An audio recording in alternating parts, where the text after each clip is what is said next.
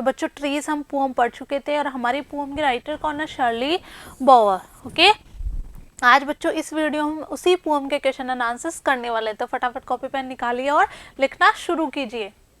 Yes बच्चों, first question देखिए, what are the games और human activities which use trees और इन विच ट्रीज ऑल्सो पार्टिसिपेट, यानी कौन कौन से ऐसे गेम्स हैं और कौन कौन से मानवीय क्रियाकलाप हैं जिनमें पेड़ों को हम काम में लाते हैं, और कुछ ऐसे भी हैं जिनमें पेड़ भी क्या करते हैं, पार्टिसिपेट करते हैं, वो भी भागीदार बनते हैं। बच्चों आंसर देखते हैं, the trees are use to make tree houses, किस लिए काम में लाते हैं पेड़ों को हम, ट्री हाउसेज, जैसा कि मैंने आपको फोटो में दिखाया था, ट्री हाउसेज बनाने के लिए, टू स्विंग्स झूला झूलने के लिए, ठीक है, to play hide and seek, उनके पीछे छुपकर छुपम छुपाई खेलने के लिए, to get shade in summer, गर्मियों में शीतल छाया लेने के लिए, टू गेट फ्रूट्स लेने के लिए, एंड वुड और लकड़ी के लिए, and for many more things, और बहुत सारी ऐसी चीज़ें हैं जो हमें ट्रीज देते हैं। बच्चों आगे चलते हैं, question number second, trees are to make no shade in winter, यानी सर्दियों में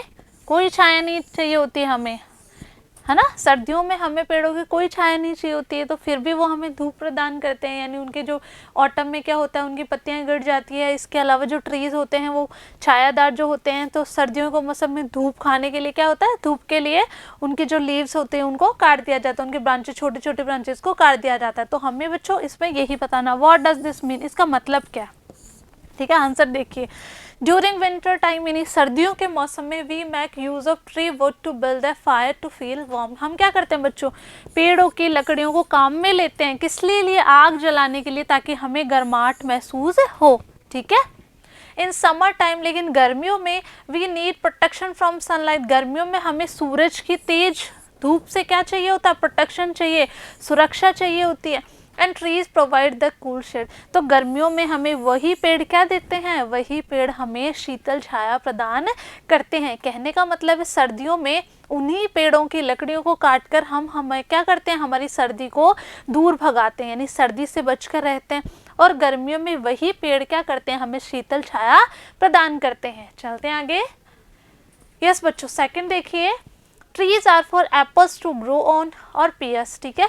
ट्रीज किस लिए होते हैं, ताकि उन पे क्या उगे, एप्पल्स है, पियर्स हैं, फ्रूट्स के लिए।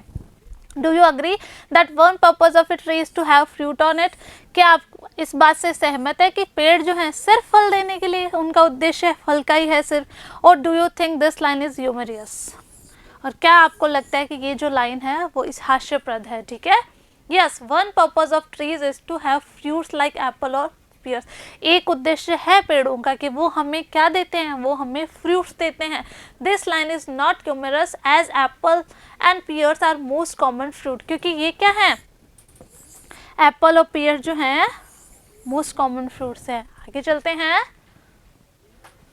Third question, with the help of your partner try to rewrite some lines in the poem or add new ones of your own as in the following examples।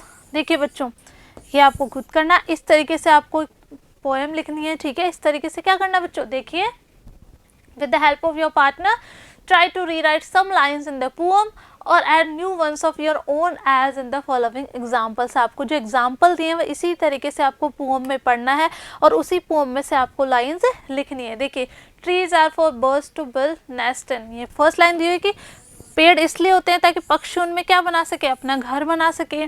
Trees are for people to sit under, पेड़ इसलिए भी हमारे काम आते हैं कि लोग क्या कर सकें, उनके नीचे बैठ सकें।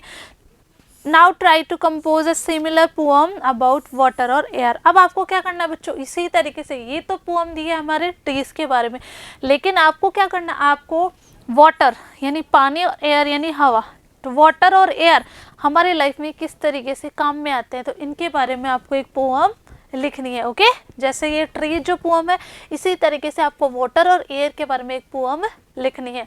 ओके, आई होप आप लिख लेंगे बच्चों, अच्छे से समझ गए होंगे आप। तो इस तरीके से आपको कंप्लीट कर लेना है। मिलते हैं बच्चों नेक्स्ट वीडियो में नई पोअम के साथ, तब तक के लिए पढ़ते रहिए, आगे बढ़ते रहिए। Thank you.